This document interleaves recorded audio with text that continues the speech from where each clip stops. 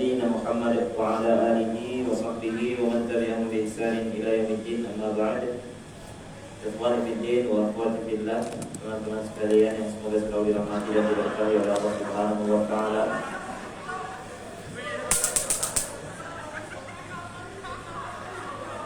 Insyaallah pada sore hari ini kita lanjutkan kembali pelajaran kita membaca kitab Manhajus Salikin karya Syekh Abdul Rahman bin Nasir As-Sa'di rahimahullahu taala, dan kita telah menyelesaikan mayoritas, kalau tidak kita katakan semuanya, mayoritas pembahasan dari Rubu'ul Ibadah tentang pembahasan fikih dari bab-bab yang ada di kitab ibadah, meliputi kitab Taharah, kitab Salat, Zakat, Puasa dan Haji. Walaupun khusus kitab haji sendiri kita tidak bahas secara detail. Kemudian berikutnya kita akan memasuki Rubu'ul Muamalat, yaitu tentang fikih muamalah atau fikih jual beli dari kitab Manhajus Salikin ini. Sebagaimana yang dahulu di awal kajian kita sampaikan bahwasanya para ulama membagi pembahasan fikih menjadi 4 bagian besar.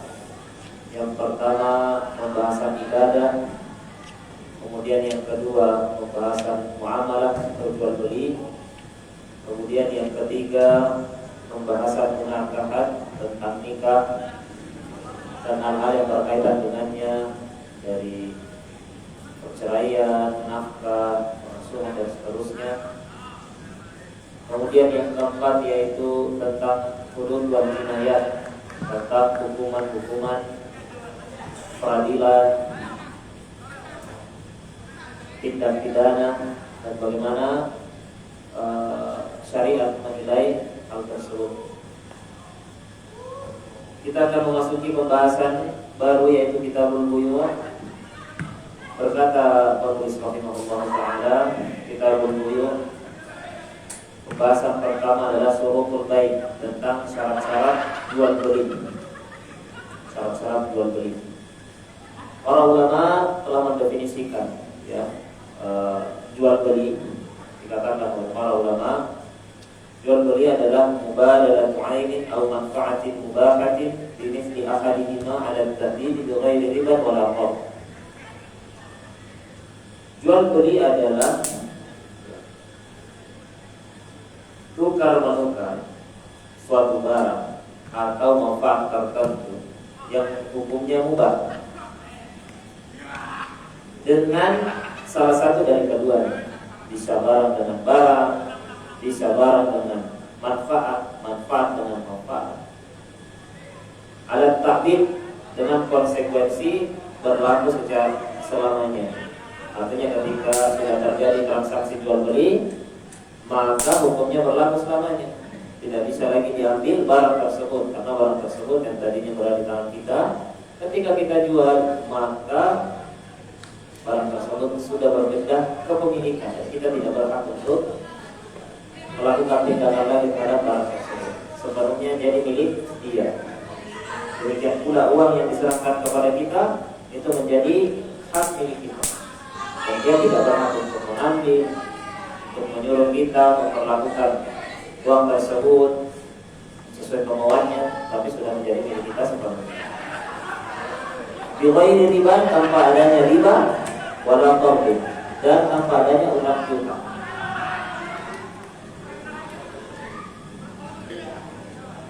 Para ulama menyebutkan ada beberapa rukun-rukun jual beli. Jadi sebelum kita masuk ke syarat-syarat jual beli, disebutkan terlebih dahulu rukun-rukun jual beli. Jadi apa perbedaan rukun dan syarat? Sebagaimana yang berlalu di pembahasan sholat, pembahasan wudu, itu sudah kita jelaskan apa itu rukun, apa itu syarat. Kalau rukun adalah sesuatu yang menjadi bagian dalam suatu ibadah tertentu. Dalam kegiatan tertentu. Sedangkan syarat adalah hal-hal yang menjadi prasyarat atau sesuatu yang harus diwujudkan terlebih dahulu sebelum terjadinya suatu perbuatan. Misal rukun sholat, berarti penyusun sholat itu sendiri, seperti ruku, ya. Sujud itu semuanya rukun sholat. Berdiri, rukun sholat. Syaratnya adalah sesuatu yang harus diwujudkan sebelum sholat dan harus dipertahankan sepanjang sholat tersebut. Misal menghadap kiblat itu dilakukan sebelum sholat. Suci dari hadas, dari najis dilakukan sebelum sholat dan harus dipertahankan hingga sholat selesai. Itu sama. Demikian pula dalam pembahasan jual beli, ada yang disebut dengan rukun jual beli, ada syarat jual beli. Rukun jual beli adalah segala sesuatu yang menjadi penyusun dari terjadinya transaksi jual beli tersebut. Para ulama menyebutkan ada 3. Yang pertama adalah al-aqid, pelaku akad. Jadi kalau ada jual beli mesti ada pelaku akad. Tidak mungkin tidak ada penjual, tidak mungkin tidak ada pembeli. Itu yang pertama, al-aqid, penjual dan pembeli, pelaku akad. Yang kedua al-ma'qud alaihi, ya, al-ma'qud alaihi, barang atau uang yang dijadikan bahan transaksi. Apakah barang yang dibeli atau uang yang diserahkan? Itu rukun yang kedua. Mesti ada. Kalau nggak ada barang, nggak ada uang, ya tidak bisa. Ataukah barang barter dengan barang? Harus ada yang dipertukarkan. Yang ketiga al-ma'qud bihi. Al-ma'qud bihi itu artinya sighah akad. Ya. Sighah itu maksudnya ijab kabul yang dilakukan. Ijab kabul yang dilakukan. Maka bisa dengan perkataan atau perbuatan dan serah ada terima. Kalau di zaman sekarang sudah tidak perlu ada perkataan, ya, cukup kita meletakkan di atas meja kasir, ya, sudah dipahami sebagai suatu bentuk ijab dan qabul, ya. Ijab qabul. Kita lihat penuturan dari penulis syurutul bai', kemudian berikutnya syarat-syarat jual beli. Al-aslu fihi al-hillu, hukum asal dari jual beli adalah halal. Hukum asal dari jual beli adalah halal. Ya, tentu saja apabila memenuhi syarat-syarat jual beli. Ya. Qala ta'ala wa halallahu al-bai'a wa harrama ar-riba.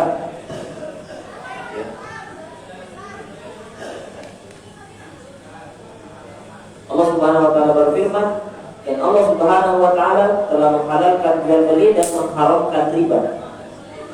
Artinya jual beli itu berbeda dengan riba dan kemudian dicampur adukkan. Dikatakan sebagai jual beli padahal itu adalah transaksi riba. Allah Subhanahu wa taala menegaskan kalau jual beli yang memenuhi syarat-syaratnya tentu saja itu halal, sedangkan riba tidak. Dia hukumnya haram. Maka kalau hakim asalnya jual beli, maka pada dasarnya jual beli apapun itu bentuknya, hukum asalnya itu boleh dilakukan, kecuali kalau bertentangan dengan dalil. Ya begitu. Jadi berbeda dengan ibadah. Kalau ibadah, hukum asal ibadah haram. Jadi kalau kita mau beribadah harus ada dalilnya dulu. Ya, harus ada dalil yang menetapkan. Kalau jual beli semuanya halal kecuali kalau ada dalil yang melarang. Beda kan ya? Kalau ibadah hukum asalnya kita tidak beribadah. Baru ada dalil yang menyuruh kita beribadah A, B, C, baru kita lakukan A, B, C. Kalau jual beli silakan jual beli kecuali yang sudah jelas dilarang. Jadi nggak ada perintah kamu jual beli ini, kamu jual beli itu, kamu jual beli ini, ada. Lakukan, ya. Kecuali jika dilarang, dilarang begini, dilarang begitu, dilarang. Sehingga transaksi jual beli itu lebih longgar, lebih gampang. Baik transaksi dengan model klasik ataupun modern, selama ini sudah terjadi. Ya. Banyak kita terlibat di dalamnya. Saja harus diperhatikan ya, apakah ini kemudian diharamkan atau tidak. Kalau tidak ada dalil yang mengharamkan, ya berarti boleh. Kalau ibadah, kalau tidak ada dalil yang memerintahkan, baru boleh. Ya, jadi perlu dibedakan. Perlu ya.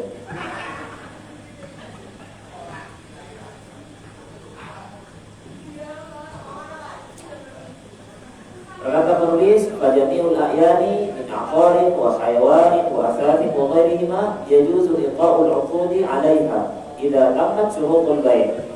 Maka seluruh benda baik berupa properti dari tanah, bangunan, itu semuanya boleh untuk dijual. Boleh untuk dijual kalau memang punya kita. Tanah kita boleh dijual. Bangunan rumah kita boleh dijual, ya, boleh. Wah, hayawani, hewan juga boleh dijual. Mau jual ayam, mau jual kambing, boleh. Wah, asasi, perabotan rumah, benda-benda yang ada di rumah, piring boleh dijual, gelas. Wah, dan barang-barang yang lainnya boleh dijual.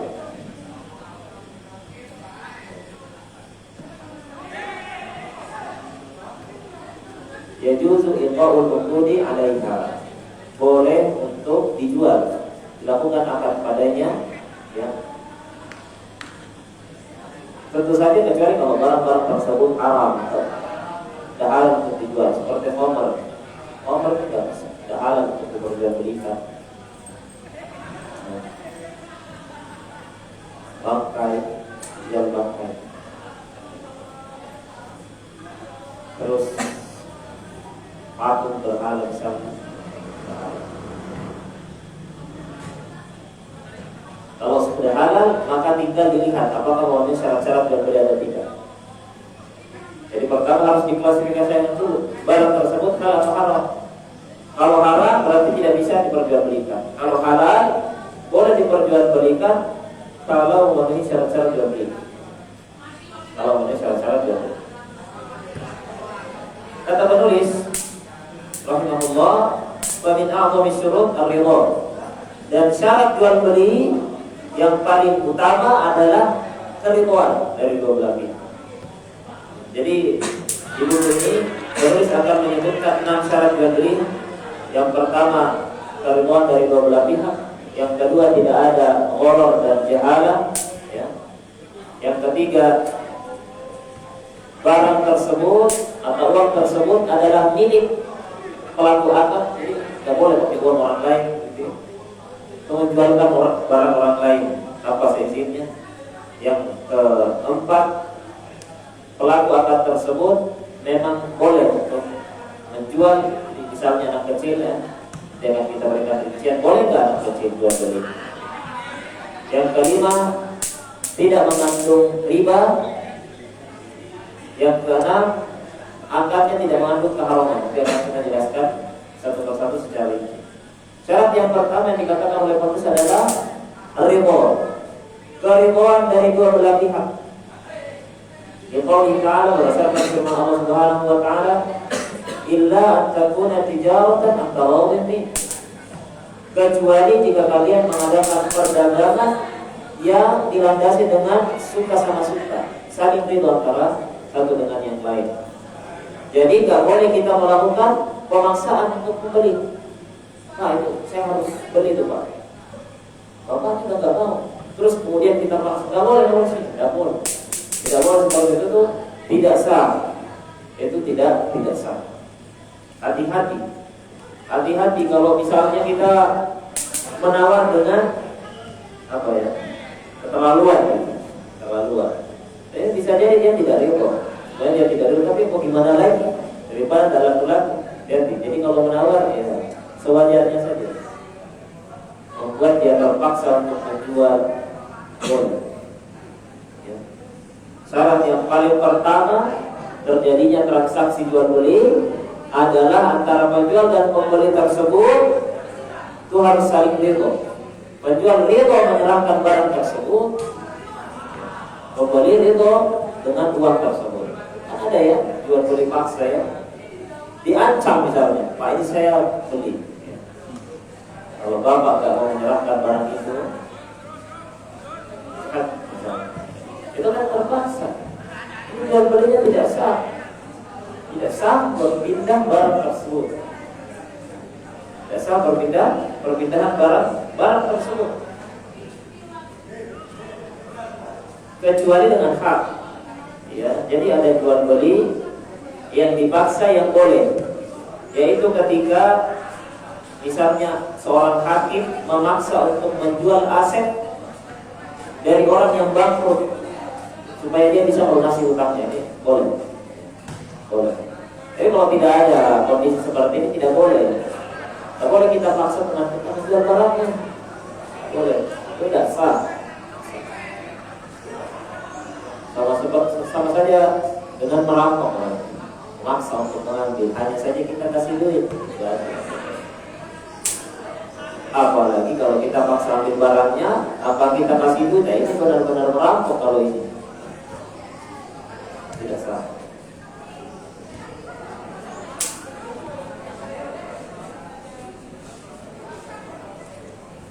Itu yang pertama, keridhaan dari dua belah pihak. Dan keridhaan dari dua belah pihak yang bertransaksi itu baru dianggap apabila sudah diridhoi oleh syariat.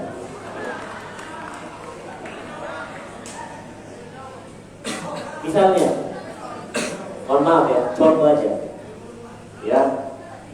Jadi misalnya apa namanya, pelacur, misalnya itu kan apa ya, jual beli jasa misalnya. Tapi itu tidak sah. Kenapa? Karena tidak diridhoi oleh syariat. Walaupun pembelinya ridho, penjualnya ridho, tapi syariat tidak ridho dengan hal itu. Tidak bisa dengan alasan kami ridho dengan hal itu. Tidak bisa. Menjual khamar sama-sama ridho, insya Allah menjual khamar itu. Tapi dasar.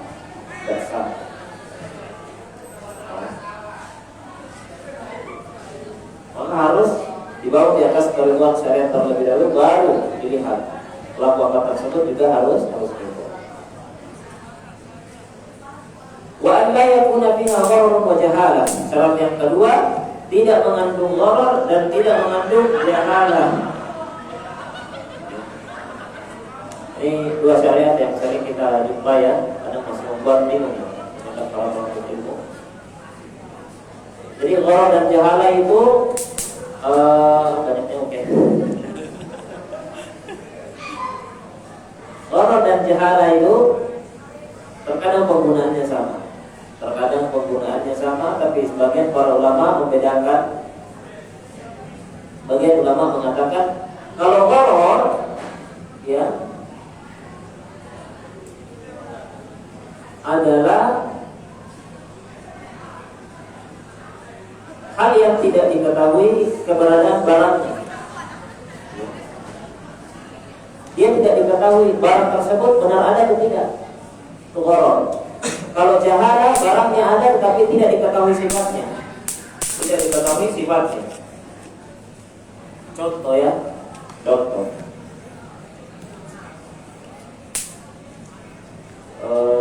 Saya jual kepada bapak ikan saya, apa namanya? Saya jual kepada bapak, ya,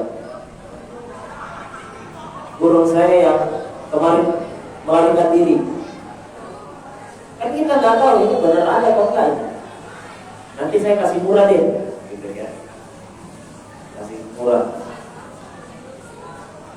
Nanti saya jual ikan cupang saya kepada bapak yang kemarin masuk ke dalam kolam tetangga. Itu harganya 2 juta, tapi saya jual 200.000 aja kepada bapak. Silakan bapak cari. Gitu. Itu gharar. Kita nggak tahu benar ada barangnya atau tidak.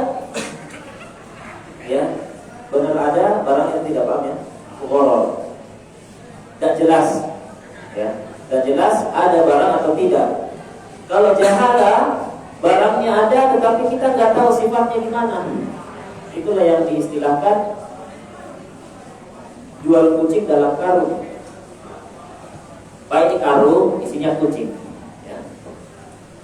Saya jual kepada bapak. Nggak tahu kucingnya. Ini contoh aja ya, walaupun orang mengatakan kucing nggak boleh diperjualbelikan, tapi itu istilah biasa digunakan. Seperti mystery box, tahu mystery box? Itu orang itu. benar atau tidak ada barangnya. Kalau Anda beruntung, berarti itu melebihi ekspektasi. Kalau buntung, sudah mengeluarkan 100.000 ya, ternyata isi cuma kopi ABC, bisa sekali box itu praktek jual beli yang mengandung gharar. Nggak boleh ya. Banyak sekali gharar ya.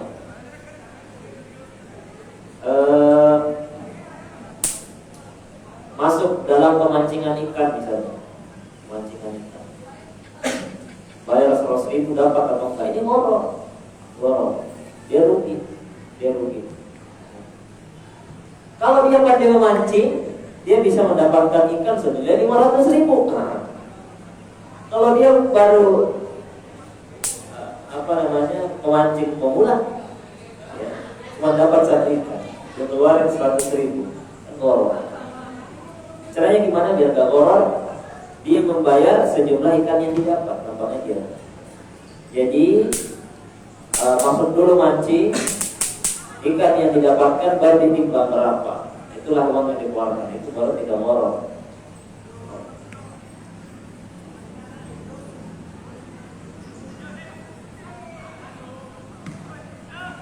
Kalau all you can eat, masuk ke warung, bayar 100.000, makan sepuasnya, gharar apa enggak? Kalau ini dikatakan oleh para asatidzah kita, dia tidak gharar karena dia masih mendekati. Maksudnya sebanyak apa sih yang bisa kamu makan, kan begitu. Paling juga kamu makan yang paling senilai 90.000 atau 110.000, jadi ghararnya masih kecil. 100.000 yang ditetapkan oleh penjual itu sudah berdasarkan survei yang lama itu sudah. Kebanyakan manusia, kebanyakan orang paling segitu, ya, ya, makanan yang sanggup dia makan. Kan ada syaratnya, nggak boleh bungkus. Kalau bungkus gharar. Dia bungkus banyak, cuma 100.000 enggak. Biasanya kan all you can eat, semuanya bisa kamu makan. 100.000. Insyaallah ya Allah.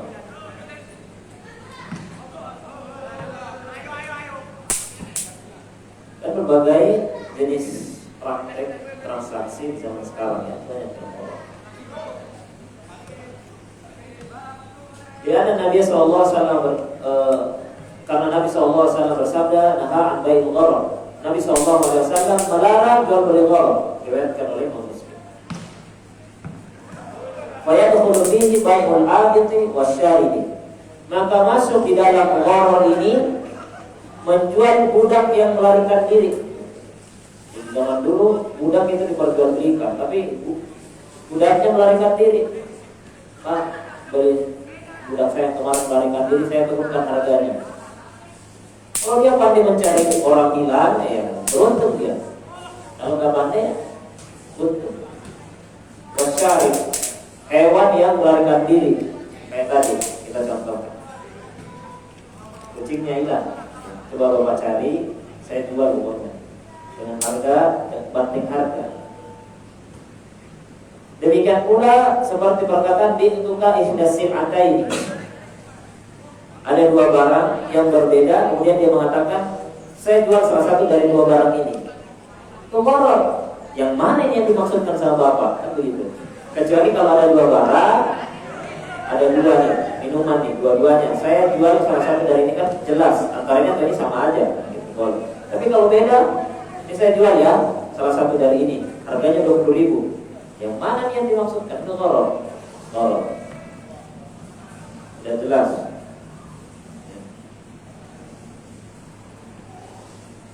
Kalau bimiqdari ma tablughul haswatu minal ardh, atau sekadar sejauh lemparan batu. Saya jual tanah ini kepada bapak sesuai dengan jauhnya bapak lempar batu. Jadi kalau yang lempar itu kuat, dia beruntung. Kalau lemparnya nggak kuat, dia rugi. Kan gharar. Wa nahwina seterusnya kan. Aw ma tahmilu amatuhu aw syajaratuhu.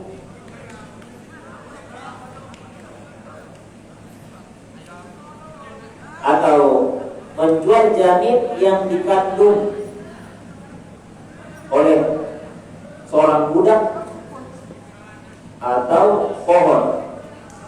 Au ma fi batnil hamil, atau menjual janin yang ada di dalam induk hewan yang hamil. Itu tidak boleh. Itu tidak boleh.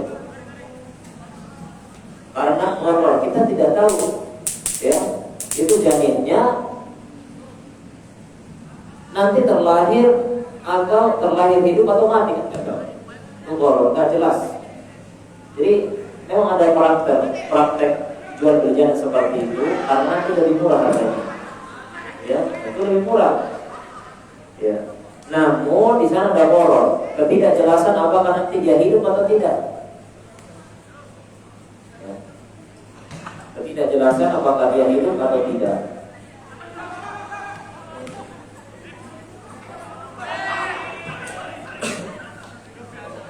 Kalau di zaman dulu ada berbagai jenis transaksi sebentar, misal baik mudah masalah menyentuh, ya, mana yang kamu sentuh itulah yang kamu beli.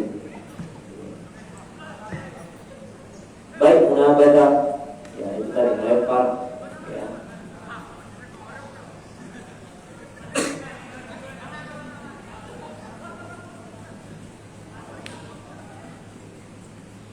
Sehingga bisa diklasifikasikan jadi ada dua, ya, jual beli yang doror. Yang pertama menjual barang yang tidak bisa diserahkan, seperti tadi burungnya yang lepas ini dijual dengan harga yang murah, ini kan nggak bisa diserahkan. Ya, ikan cupangnya yang lari ke dalam kolam, burungnya yang terbang melarikan diri, tidak bisa diserahkan. Tidak pasti, adanya ketidakpastian bisa diserahkan atau tidak. Yang kedua menjual barang yang tidak jelas, seperti beberapa tadi yang kita contohkan. Saya menjual salah satu dari dua barang ini jual beli gharar. Jadi menjual janin itu tidak sah kalau dia dijual secara sendiri, tidak sah. Ya. Karena tidak jelas apakah dia akan terlahir dengan dalam keadaan sehat ataukah dia terlahir meninggal. Jadi gharar.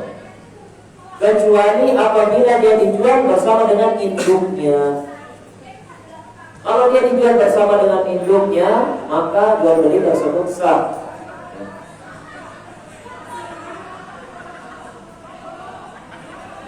Ada salah satu kaidah fikih yang berbunyi ma yasbutu tam'an la yasbutu istiqlalan. Apa namanya? Dia sah ketika statusnya sebagai pengikut, tetapi tidak sah apabila dia dijual secara bersendiri. Misalnya kalau janin, ya, janin ketika dibeli atau dijual secara bersendirian itu tidak sah, tetapi kalau dia dijual bersama induknya menjadi sah.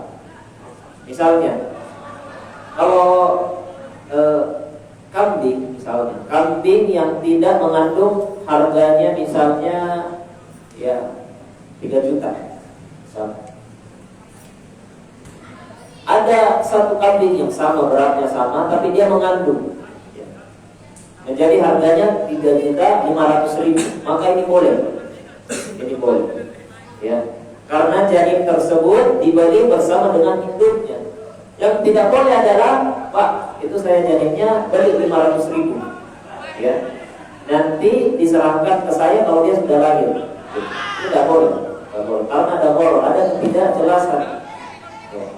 Apakah dia terlahir dengan selamat atau tidak?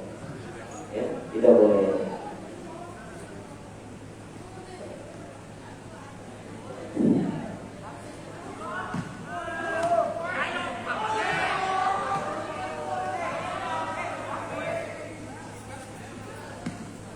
Itu beberapa contoh-contoh jual beli gharar. Wasawa'un kana al-gharar fi thamani aw al-muthman. Sama saja statusnya, apakah gharar pada uangnya atau gharar pada barangnya. Intinya tidak boleh ada gharar pada uang dan pada barang. Harus jelas barangnya, harus jelas uangnya. Berapa harganya? Baru dilakukan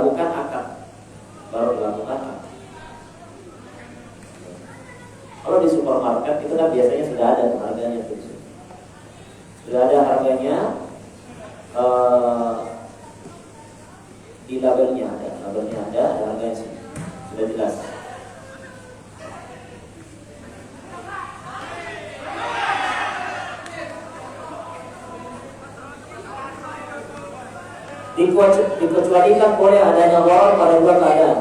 Jadi boleh ada gharar pada dua keadaan. Keadaan yang pertama apabila ghararnya itu turunan, ya artinya masuk dalam barang yang dijual seperti tadi, janinnya itu menambahkan harga ketika kita beli janin bersama dengan ibunya. Tapi kalau janinnya sendiri nggak boleh. Jadi janin itu memang gharar, ya. Tetapi dia mengikut pada sesuatu yang jelas, jadi tidak masalah. Ya. Tidak masalah apabila ada gharar yang sifatnya mengikut. Ya, tapi bukan sebagai barang yang utama. Paham ya?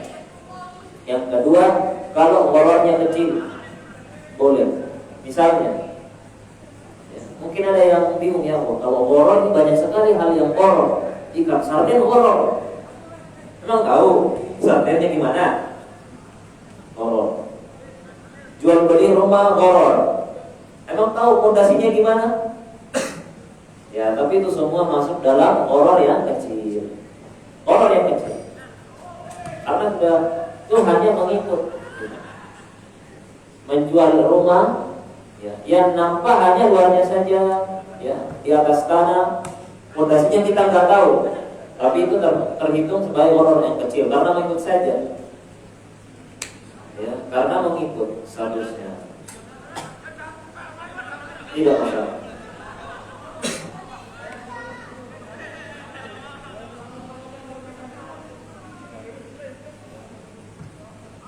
Demikian, ya, syarat yang kedua yaitu tidak boleh adanya gharar dan jahalah.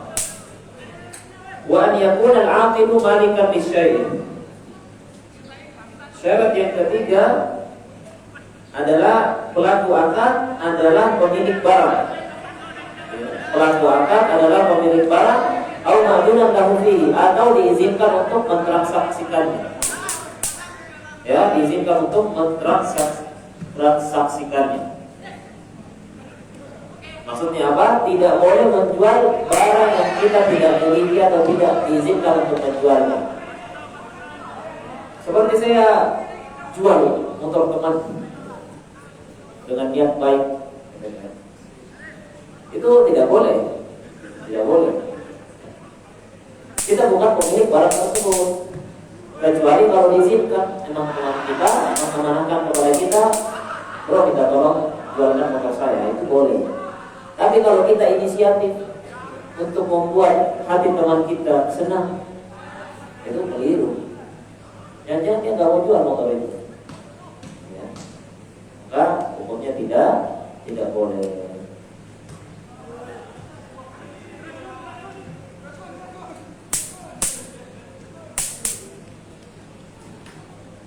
Hanya saja ada satu kasus tertentu yang diperbolehkan oleh sebagian para ulama yang disebut dengan tasarruf fuduli, bai'ul fuduli, yaitu menjualkan barang teman yang awalnya tidak diizinkan, tapi pada akhirnya diizinkan. Itu tadi misalnya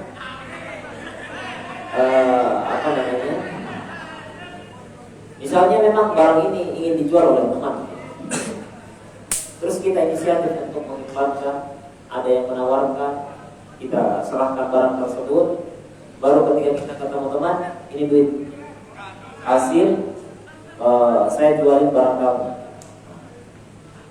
Kalau dia mengizinkan maka sah, kalau tidak mengizinkan maka tidak sah. Jadi ternyata boleh menjualkan barang teman, ya, tanpa seizinnya di awal, tapi di akhir harus diizinkan, baru sah. Setelah dia tahu apa yang terjadi, kalau diizinkan maka tidak mengapa.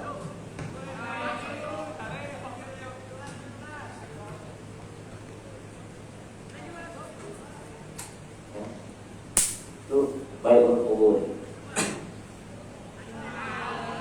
Ini harus diizinkan, harus pemilik barang yang jual atau yang diizinkan, ya, atau yang diizinkan.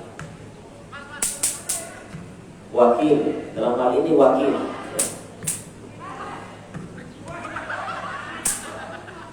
Biasanya kalau di transaksi zaman sekarang apa itu?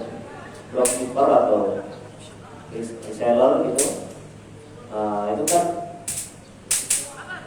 menjualkan ya, menjualkan barang, baru barang tersebut dikirimkan dari pusat aku itu dia sebagai wakil. Apa itu? Reseller.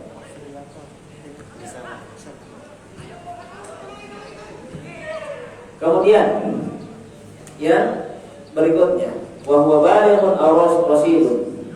Ya. Syarat yang keempat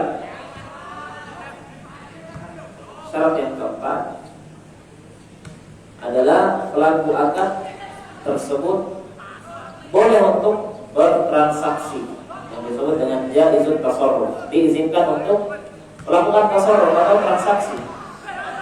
Ya. Siapa saja yang boleh untuk transaksi? Yang pertama, dia harus balik.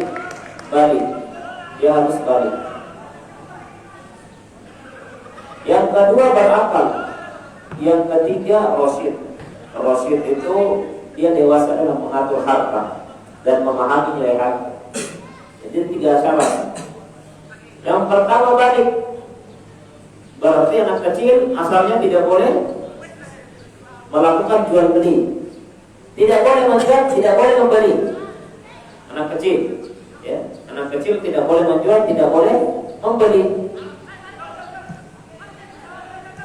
Nanti kita jelaskan. Yang kedua, berakal. Orang gila nggak boleh jual beli. Jadi kalau ada orang gila yang datang ke warung kelontong Anda, tidak boleh diserahkan barang tersebut. Kenapa? Dia tidak paham.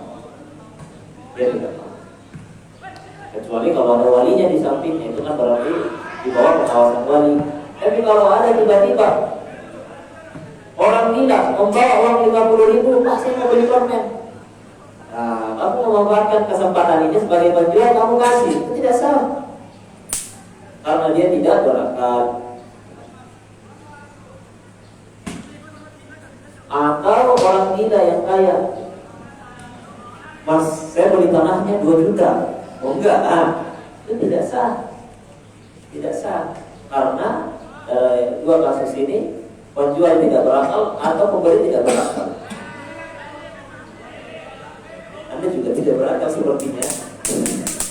Itu tidak boleh. Yang ketiga, dia rasyid, dewasa dalam mengatur harta. Dia sampai mengatur harta. Jadi kalau ada juga ya, walaupun dia dewasa secara umur, tapi apapun dia mau jual, ya, apapun dia mau beli, ya, dia punya harta warisan 200 juta, langsung buat foya-foya. Nggak pandai dalam mengatur harta. Dia nggak tahu harta ini harus dimanage dengan baik. Nggak boleh sembarangan beli barang. Tidak pandai dalam mengatur harta. Dia tidak memahami nilai penting dari harta tersebut.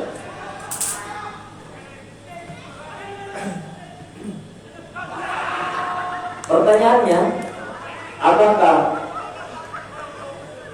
tidak boleh secara mutlak anak kecil untuk melakukan transaksi jual beli? Misalnya dia membeli di warung,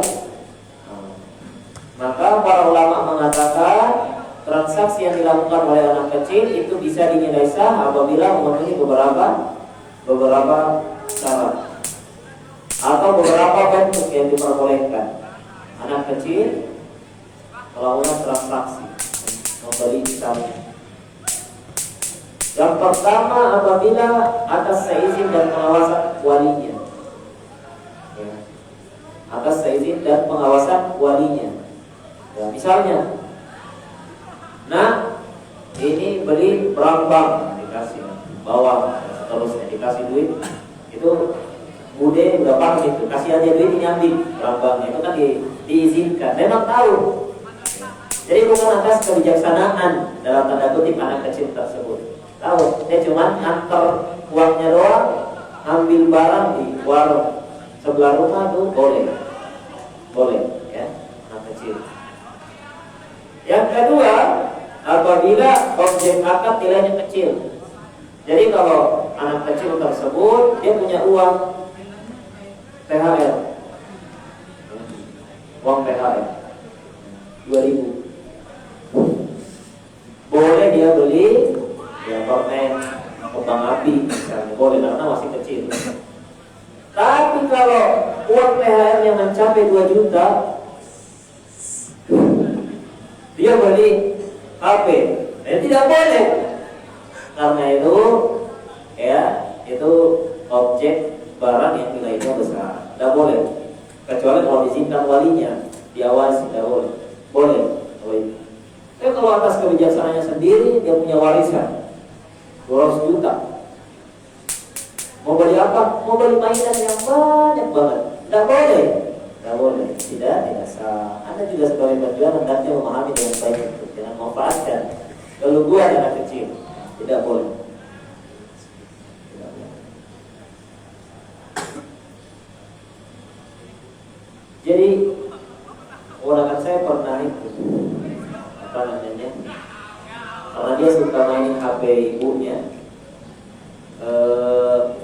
Dia beli mainan yang banyak COD. Kalau tahu sampai rumah banyak mainan senilai 6 juta.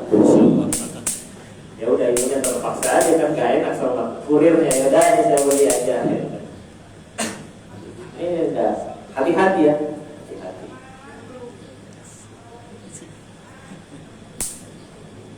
Yang ketiga, anak kecil boleh melakukan transaksi apabila transaksinya murni menguntungkan untuk dirinya, seperti transaksi ya, sedekah. Ini boleh kasih sedekah, atau bukan sedekah karena bisa merugikan dirinya ya. Menguntungkan, misalnya dia diberi hadiah, sebagai penerima hadiah dia boleh menerima hadiah tersebut dan seterusnya.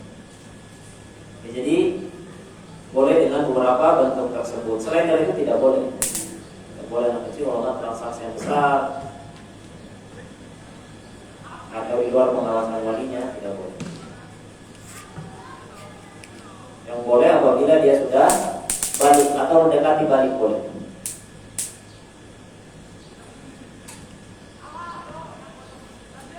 Baik, itu 4 syarat untuk jual beli.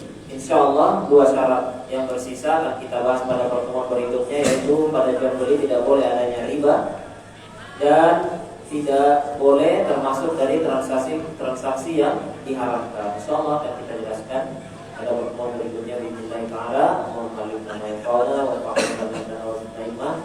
Kalau ada pertanyaan bisa waktu yang ada, saya silakan. Jazakallahu khairan Ustaz Zulkarni atas penjelasannya. Berikutnya, jika ada ikhwan yang ingin bertanya atau apa, bisa melalui pengurus takmir. Mungkin dari ikhwan, silakan.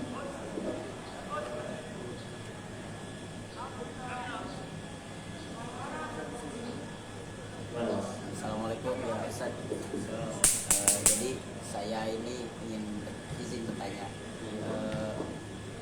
bagaimana jika kita itu membeli saham atau kripto atau yang trading atau ya sejenisnya lah, apakah itu termasuk gharar atau tidak?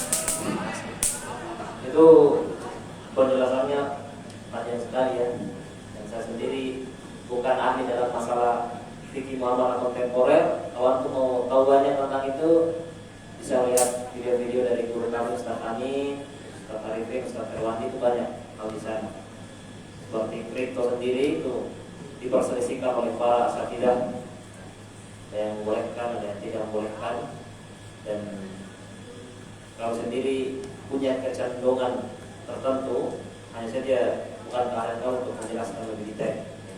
Bisa dan banyak kripto, trading, saham, terusnya. Terima kasih. Nanti tanya aja jual beli permen dilakukan oleh ini dari itu, nanti Anda jawab.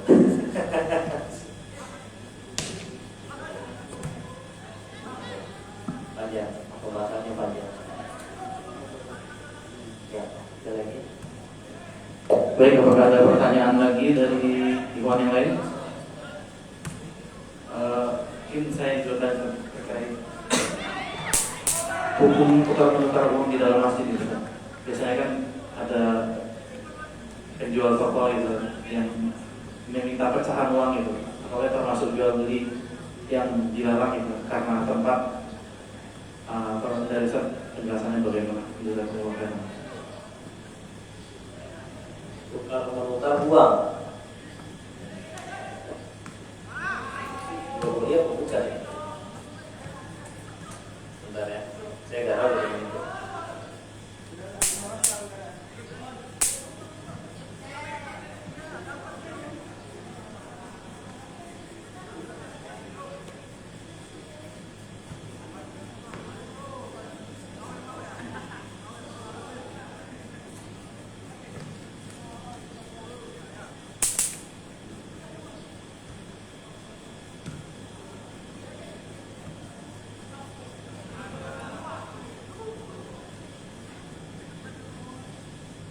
Bentar ya. Oh, Ada yang lain? Sudah. Ingin bertanya?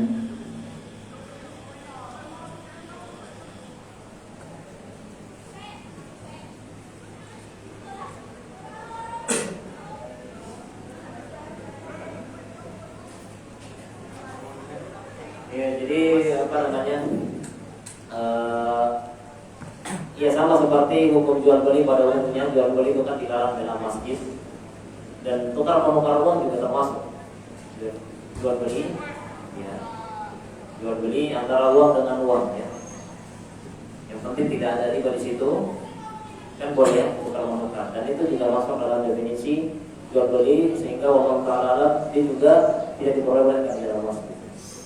Jadi kalau mau tukar menukar Pak, kita lakukan di depan masjid aja. Ya sudah ya, sudah berlalu biar berlalu, nanti berlalu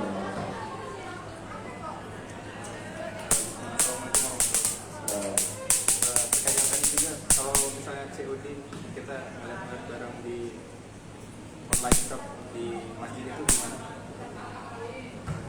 dia nggak boleh CO nggak sengaja check out gitu. jadi transfer dulu. Check out udah kondisinya udah ditransfer misalnya. Ya. Kalau alasannya tidak sengaja, ya, hal yang tidak sengaja itu kan tidak terkena syariat, ya, tapi kita berbicara sengaja atau tidak, sengaja atau tidak, kebanyakan orang sengaja.